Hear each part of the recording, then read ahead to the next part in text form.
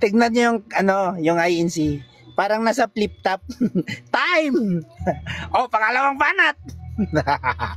Hindi mo nga nasagot yung paksa eh. May pasabi-sabi ka pang kayo yon. Eh malino nga sa doktrina nyo, natalikod lahat. Yung mga natira, kuno, ay pinagpipipipi. Diba? Pinagpipipipi ng Katoliko kuno. Eh wala nga kayong ebidensya eh. Eh ngayon, kung walang natirang unang siglo na INC, ano tawag sa inyo? Hindi ba't sulpot? Ikaw na mismo nagsabi, talagang sulpot kayo. Galing na mismo sa bibig mo.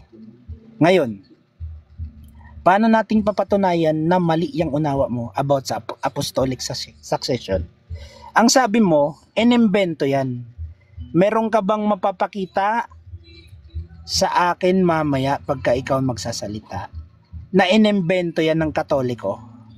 Baka kasi puro ka lang hearsay. Wala kang patunay. Kailan ba nagsimula ang apostolic succession? Nagsimula yan nung sa panahong pumili si Jesus ng 12 apostol. Kanino nagsimula yung succession, yung pagpapalit o yung pagpapatuloy? Nung pinalitan si Judas sa first century. Pinili si Matias upang maging kasama namin sa ministeryong ito. Hindi ba't apostolic succession yan? Paano mo nasabing inimbento ng Katoliko yan? Wala kasi kayong ganyan eh. Wala kayo. Kaya nga hindi kayo konektado sa unang siglong iglesia ni Kristo. Eh ano bang ibig sabihin ng salitang iglesia ni Kristo sa salitang English? Ibig sabihin niyan ay Church of Christ. Church of Christ yan, hindi yan denomination na kiniklaim ng mga kauri mo. Saan naman mababasa sa Biblia na tinutukoy ng INC dyan na nakasulat ay denomination. Hindi yan denomination. Ngayon mag-aral ka kasi wala ni isang, ulitin ko ha, wala ni isang Bible scholar mag-a-agree sa'yo na yung tinutukoy na INC sa Biblia ay denomination na kiniklaim nyo. Yan ay klarong-klaro. Gets mo? Ngayon, hamon ko sa'yo, ipakita mo na may patunay na imbento ng Katoliko yung apostolic succession. Ipakita mo ha.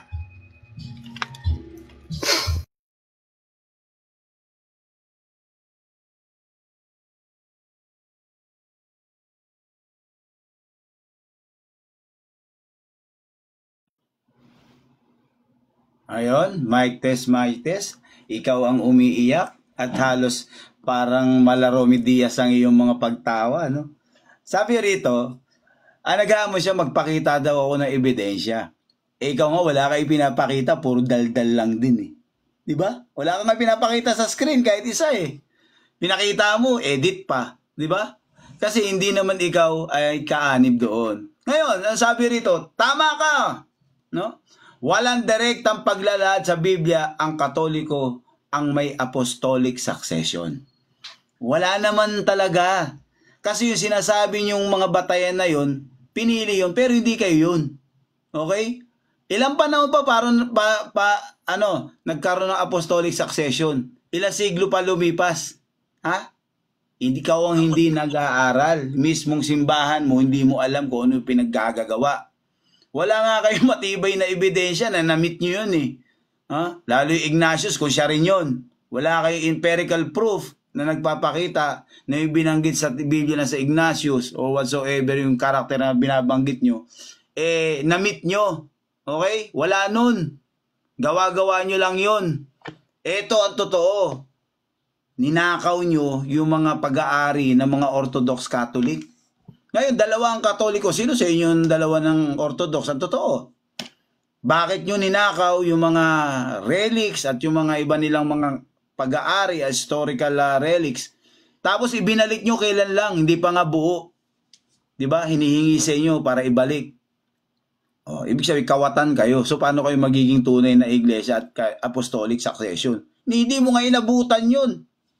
Nagbasa ka, ikinunik nyo, hindi mo bala alam na yung mga pangalan nung panahon nun halos magkakaparehas kasi wala pang apelido. Di ba? Para si Glock 9, walang apelido. Kagaya mo, nagtasalita ka, wala namang basihan.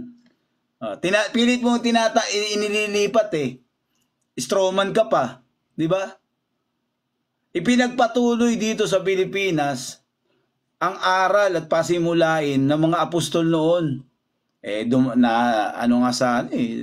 Nataon pa nga sa unang digmaan pandaigdig nung itatag ang Iglesia ni Cristo dito sa Pilipinas, no? So, akmang-akma sa kanya yung kanyang paglitaw dito. Kasi sa malayong sikatan ng araw, o nagmumula sa mga pulo ng dagat. So, imposible sa Katoliko nagsimula. Saan ba kayo nagsimula? Sa Roma kayo nagsimula, hindi naman sa malayong sikatan ng araw. So, hindi kayo yung tatawagin kong bayan ng dati kong bayan at ang mga anak mo na hindi niya tinatawag na dati niyang anak, di ba? Ampun nga ang mga hintil So, Roma, hintil.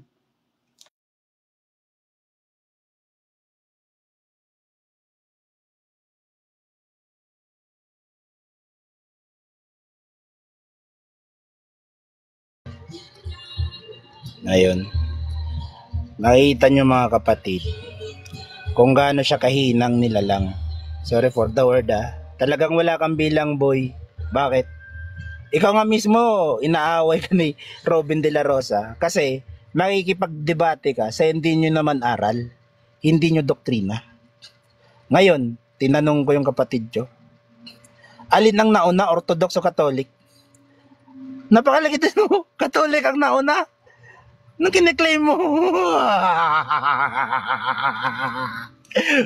Orthodox na una. Napag-aaral ka ba? Yan kasi, palibasa, si driver ka lang Ay, sorry. Pag-aralan mo, boy, no? Di yung puro ka claim. Napapahiya ka lang dito, boy. Mag-aral ka.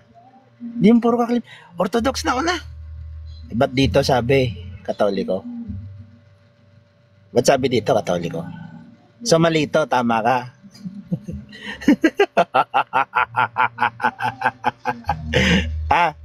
Malito, tama ka. Tatawa ka Sabi niya, wala daw apostolic succession nung unang siglo. Klarong-klaro nga, nung pinalitan ni Matias si Judas. Anong panahon ba yun? Di ba panahon yun ni Cristo? Unang siglo? O ito pa inutos ni Pablo kay Timoteo na magtalaga ng mga kahalili. Ay hindi ba yan tawag sa apostolic succession, kapatid? Nung magtalaga si Timoteo ng mga kahalili. Saan natin mababasa yan? 2 Timoteo 2:2. Ipagkatiwala mo sa mga tapat na tao, makapagtuturo rin naman sa iba. Di may apostolic succession talaga nung unang siglo. Kayo, wala kayong apostolic succession kasi nga, sulpot kayo. Ngayon sabi mo, umakma yung 1914 na pagtalaga ni Felix Manalo. Alam mo ba na may hula din ang Bible Baptist sa 1914? Ang hula ng Bible Baptist sa 1914, lalabas ang bulaang propeta na magdadala ng bulaang aral. Nagsabay sila ni Felix Manalo. So tumutugma din yung hula ng Bible Baptist kay Felix Manalo. Ganun ba? Dahil 1914 din yung hula di bulaan pala yung Felix mo. Di ba? Hindi yung magngangaw-ngaw ka dito. Wala kang mapakita Hindi kaya ng phone mo mag-screenshot. Tsaka mali yung pangalan ng simbahan nyo. Hindi naman kasi pangalan niyang Kristo Titulo yan. Dapat Iglesia ni Jesus. Hindi kayo maliligtas niyan.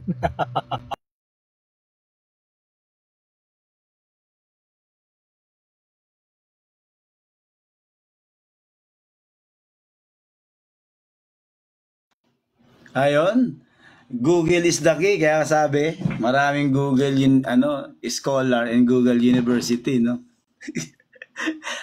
Basahin mo sa Encyclopedia Britannica, Brad, para maintindihan mo yung sinasabi mo.